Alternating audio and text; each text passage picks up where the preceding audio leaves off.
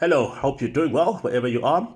I have just had the privilege of reading the position paper prepared by the Public Affairs Research Institute on public procurement in South Africa. We all know that public procurement forms a significant part of state expenditure, and in fact, close to R1 trillion is spent on an annual basis on just procuring various goods and services in various arms of the state. So it's a very important number for us to pay attention to.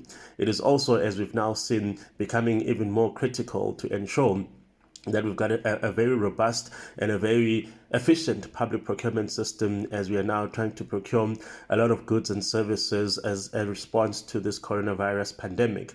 Now, of course, the question of whether the system that we have currently is ideal for what it is that we're trying to achieve is the ongoing academic conversation. And I think we all know that historically we've seen instances of the system being abused either by the political principals associated with particular departments or even the bureaucrats associated with the actual execution of the procurement decisions. It is our reality, and now we need to be able to figure out how to actually reform the system to ensure that all the things that we've seen and we didn't like in the past practices are not replicated.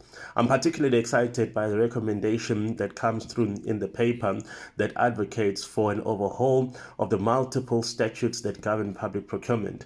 And I think for a lot of people that do not work in the state, if they then want to try and engage with the state procurement processes, it is quite a minefield. It may be difficult to understand which statute applies in which instance. And that doesn't help anyone because it makes it even more difficult for people to navigate through the system, and also creates opportunities of arbitrage where people suddenly then choose one statute over another, not because it is best suited for that public procurement process, but simply because of the opportunities it presents or maybe the loopholes that exist there. So I think a singular reference point or a singular statute that covers all the key parameters and the key variables of what public procurement ought to be all about would be quite useful. And I think also as South Africa, we're always going to have pre-existing tensions. If you read section 217, for example, which some people refer to as the procurement clause, you have the requirement for ensuring, that in deploying public finances,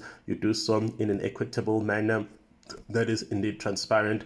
But of course, we cannot shy away from the need to ensure that we do pay attention to the developmental objectives of the country itself. So that's where perhaps the questions around the BEE components in procurement practices do come in.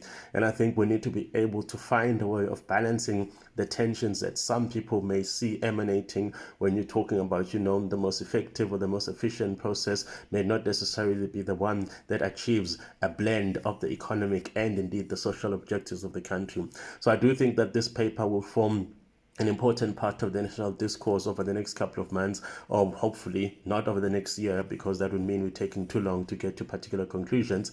And us contributing our views on this may assist in actually achieving the reforms that are desperately needed in the public procurement system, which, as we've seen before, when we do not pay attention to it, another version of the capturing of the state may germinate in one form or another.